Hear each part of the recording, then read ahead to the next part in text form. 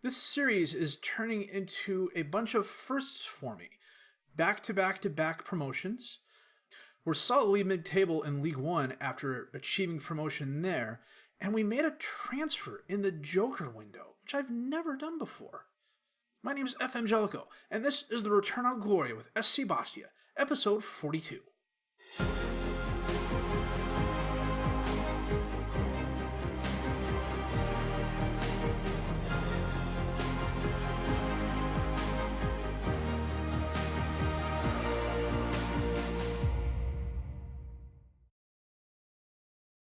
Well, as you can see, we're currently in 14th place. With 9 games played, we've won 3, drawn 2, and lost 4. We have a -5 goal differential. But that's to be expected, to be honest with you. If we stay close to 0 or slightly positive, I think we'll be doing well. I don't know that that's going to happen, though, but we'll have to cross our fingers. Lyle Foster currently leads us with 4 goals. Amara Bizamble has a 7.12 rating. He has had some very, very good performances. Emmanuel Brigado has 3 assists from the defensive left-back position. Andre Solovia, the best pass completion. Have 4 different players win Player of the Match awards. Emmanuel Brigado and Grant Marchman both have 3 yellow cards. Solovia has the 1 red card. Fun times. 13 goals are the 8th highest in the league. 18 goals are the 17th best. 24 yellow cards are first in League One. It is just... On the other hand, though, the stadium has been packed. Unfortunately, even with a packed stadium, it means we're only 15th highest in attendance. How do we get here? Well, as you can see, it's been very up and down, but we had some really good performances. After the draw at Cannes, we were away at Marseille, and they had 31 shots, 13 on target, 2 clear-cut chances, a slight possession advantage, but they only managed 1 goal. Bizamble, an 8.4 rating, a player of the match. He earned it. You know, the defense did what they could, but the fact that he blocked, I can't pronounce that last name, a Dominic Sobolazle penalty kick in the 17th minute, that was just icing on the cake. It was a solid performance by the young keeper. We were then home against Bordeaux, and Lyle Foster absolutely went off on this game. 4 goals, 67th, 77th, 80th, and 91st minutes. That's after Kim Christensen put Bordeaux up in the 9th minute with a goal. And then Borja Mayoral, who is, and I can't explain this, one of my favorite players in FM. I get him in almost every save I can. Had a goal in the 85th minute. I was actually surprised to see him playing on Bordeaux. Usually, he starts out in Spain as part of the Real Madrid B team. He goes on loan, and then for whatever reason, he came to Bordeaux in 2021-2022 on a free of all things. He's just one of those solid players that I absolutely love. And I clicked too far. I hate it when I do this. Where were we? The Bordeaux game. 19 shots, 7 on target for us. 12 shots, 6 on target for Bordeaux. Diallo had 2 assists, was very, very nice. Menek had a 7.4. Brigado was 7.5 with an assist. We were then away at Angers, and they thumped us 4-1. Omar Ninasi had a brace. Wanmi had a brace. Brigado got us on the board with a goal in the 74th minute.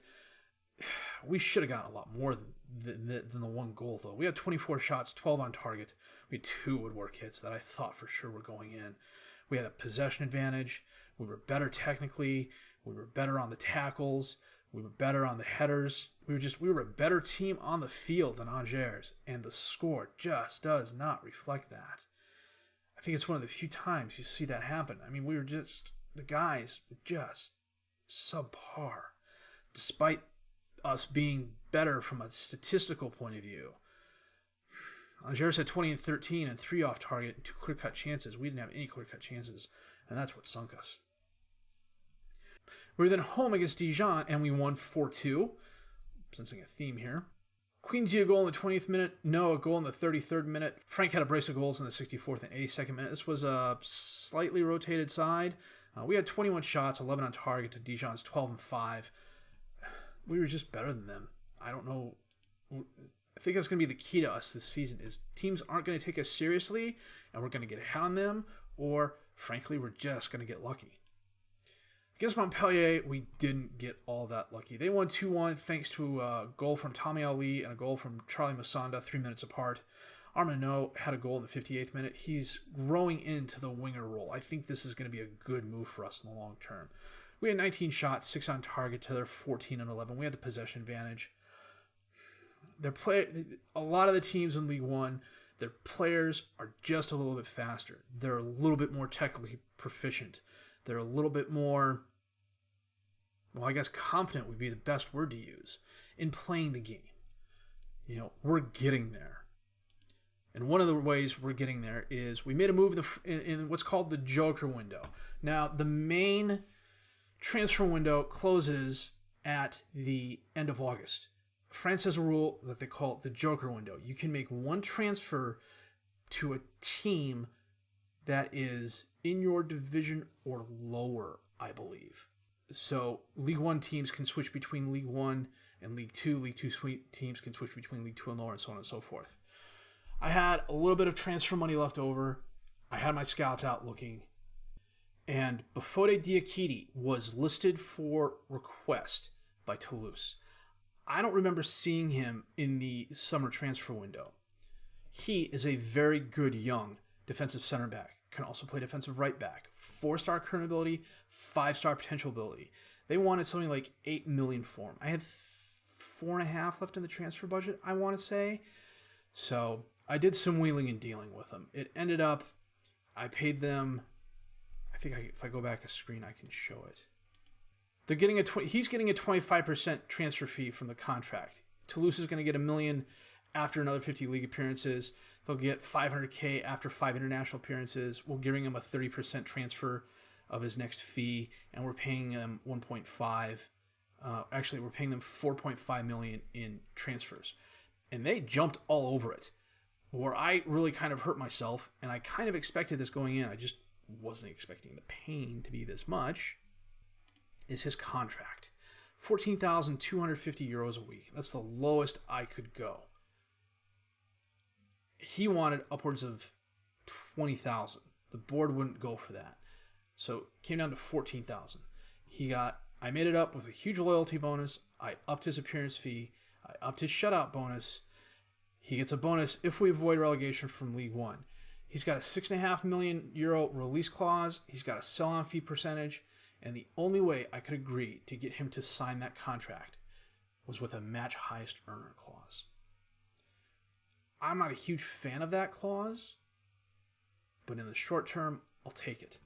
In the long term, I didn't realize this was happening, and I lost track of it because I haven't fully updated my wage spreadsheet yet. And this is completely on me. We're spending 6,000 euros. Well, we're currently spending 145,000. We're spending 9,000 euros more than we're allocated. And that's with the transfer budget being brought all the way down. I might be able to adjust the scouting budget. I don't know. I'm okay if I have to adjust the scouting budget. Otherwise, we're not going to be busy. We're going to be sellers in the January transfer window. There's going to be players leaving. In looking at it, Pro Vercelli made an offer for Frank that I turned down at the time. Jordan Tell is going to be leaving. I promised him more first-team playing time, got him a decent amount of playing time, and he wants to be a full-time starter, and that's not the contract he signed. So he is now unhappy, so he can leave. This is the training thing I downloaded. Let me go to my squad. Let me go to my contract view. With Diakite coming in, Georgie Altera becomes surplus to needs. Thomas Callens I can probably let go. He wanted more playing time. Florian as my backup, he's not going to see it all that much. So if those 3 players leave in the January transfer window, one way or another, my salary deficit will be made good. It's possible Konstantinos Patulidis could leave. He's a rotation player. He's not getting a lot of playing time. I'm going to see if I can't loan him out. But for the short term, if I sort by salary, I don't know why. Oh, that's what I missed. He pulled his groin in the last game he played for Toulouse, so he's out for the next 3 weeks, of course. But as you can see, very solid physically. Probably our best player from a physical point of view right now. Mentally, pretty good. The aggression and the bravery are a bit on the low side for my taste, but the anticipation, concentration, decision-making, and positioning more than make up for it. The determination is absolutely fabulous. His technicals, they're good where they count. He's a good header. He's good at marking. He's good at tackling. The technique is okay. The crossing is a little bit better. For a center back, for a guy who I'm just going to stick back there and rotate in and out and probably push Altair out to the pasture, he is very, very good. I love the fact that he stays back all times. He plays short, simple passes, and he knocks the ball past the opponent. Icing on the cake for me there. I thought signing Bazamble was a mistake. It's possible Diakite. It's possible this could come back to bite us, especially if we get relegated. But we'll have to cross our fingers and hope that doesn't happen. Today, we're playing Lorient. Oh, one of the other things I forgot to mention is a lot of our games are being picked up on TV. I think that's due to the fact that we're overperforming at the moment. As you can see, Lorient is currently in 17th place. They've got a couple of key players out. I don't want to say this will be an easy game for us. We should be slightly favored, and we are. So it should be a good match for us. So I'm going to double check the best 11 and the reserves, and we're going to come back with the match against Lorient in just a minute. Well, today we are home against Lorient. We are playing our 4-2-3-1 with the asymmetric defensive midfielder. Bazamble in goal, Brigado, Cristiano, Mabai, and Sasha is the defensive back four. Sotavia is the defensive midfielder behind Marjman. Diallo, Knezovic, and Menik is the attacking midfielders, and Foster up top as the striker. I'm still trying to figure out that Angers game. We had more shots than them. We had more on target than them. We didn't have as many clear-cut chances. But from a stats point of view, Brigado off the short kick out to Knezovic, drives forward, takes a shot just wide left. From a stats point of view, we were better than Angers, and yet all of our players ended up being sub 6'6". Foster holds the ball up, back to Queenie, over to Knezovic, to Marjman, to Sotavia. Oh, he tries passing it up towards Foster, but it gets knocked back to him. Marjman, out to Sasha, up to Queenie, back to Sasha, to Sotavia, back to Sasha, to Sotavia, to Sasha, to Queenie, back to Sasha, to Sotavia. Well, ball into box turned on. Okay, they finally make the long pass to Brigado. He crosses it in. Foster's there, and he heads it past Meslier. It hits the far post and goes in for the goal. That was a lot of back and forth for that. Brigado chests it down, crosses it in. Foster, nice header. Almost looks like Meslier hit the post and bounced off of it. Anyhow, almost all of Angers' team that game finished 7.0 or better, and we finished 6.7 or worse. I'm trying to figure that out. Menik drives forward, takes a long shot, but it goes right to Meslier. Well, halftime coming up. We've had more shots, but they have been all over the place. The possession advantage just hasn't been working for us. We've had 15, geez. We've had 12 shots, 2 on target. They've had 3 shots, 1 on target. We'll see if we can't pick the pace up a little bit in the second half here. Coming up on 60 minutes, we're going to make a couple of changes. Menik's going to switch sides with Diamble and become the inside forward. Diallo's going to come off. And No is going to come on. Go a few more minutes, see what happens. Sasha on the throw-in. Goes right to Lorient, but is that a foul? Who's it on, and is it in the box? The ref's looking at it, so it's got to be a foul on Lorient. He's trying to confirm whether or not it took place inside the box for penalty. Free kick for us, just outside the box. Marjman over the crossbar. Okay. Speaking of Marjman, he is under 70%. So we're going to bring on Bernade. Make him the Mazzola on support. Brigado just got injured. Well, it's a good thing I saved my last sub. Mathis Leroy is going to come in for Brigado. What did he do? Potential upper body injury. 5 minutes of extra time. Can we hold on to the league? No, we can't hold on to the league. Can we hold on to the lead? Leroy crosses it in. It's knocked down. He gets the rebound back. Taps it over to Bernade, who's being shadowed. No has it now. Crosses it. He takes a shot, but I think that was just an errant cross. Meslier launches it forward. Mabai heads it down. Sotavia has it. Sends it up to Foster. Back to Bernade. Out to No, who saves it from going out of bounds. Sasha sends it up. Foster stopped running. Goes out of bounds. And we win. Not the prettiest of victories, but it's a victory. 17 shots, 4 on target, no clear-cut chances. Possession advantage that we could not do anything with. Lorient, 8 shots, 3 on target. I'm worrying about Brigado. Nothing too serious. Now watch it be a broken collarbone or something like that. He's out for 4 months. That win moves us up into 11th place. Vintage display. That was a very bad vintage display. Fractured ribs.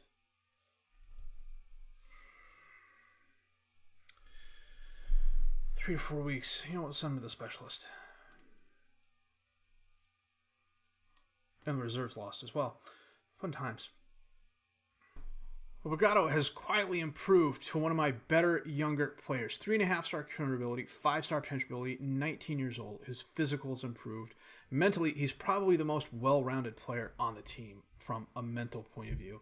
When an off-the-ball of 7 is the lowest thing you have to worry about mentally, you're doing really good. Technically, he's really improving as well, especially in his defensive areas.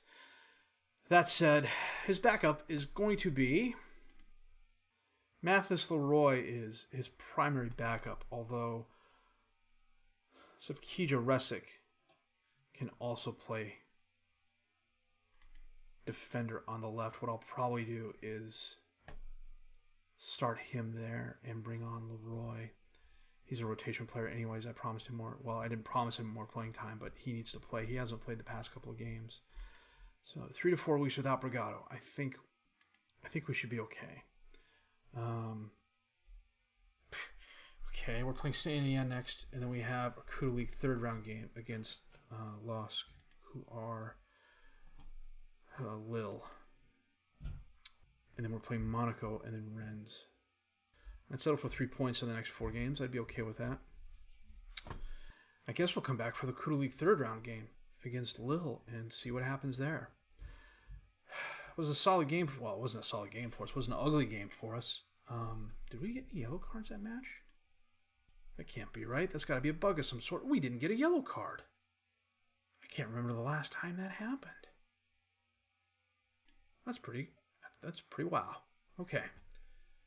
Well, St. Etienne's 5th. Losk is currently 13th. Monaco is 4th. Rennes is 10th. Lens is 9th. Nantes is 12th. Yeah, we'll play Saint Etienne offline, and our next episode will be the Kudu League third round match against Losk. And maybe a double live com with Monaco. We'll see how long it lasts. So, well, the Brigado injury is only a month long. That's nice. The crowd size has been very, very good when we've been at home. That bodes well for us in the future. January transfer window can't come soon enough. Going to have to offload a couple players that, frankly, I needed to offload anyways. But as ugly as that performance was, if you liked what you saw and heard, please have a like, subscribe to the channel for more content. Questions, criticisms, comments, leave those down below. I will answer them as fast as I can. My name is FM19. I thank you for watching the Ritornu Gloria with SC Bastia, episode 42.